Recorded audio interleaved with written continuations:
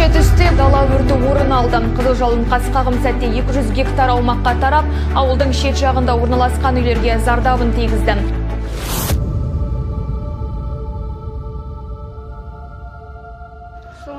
Алейкум салам. Алейкум салам. Барың қалай балалар?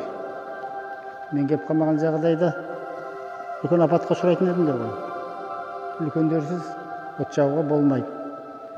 Айналаңда мал шаруашылығы бар, орман тоғай бар, егін алқаптары бар. Сақ болсын сақтайым деген.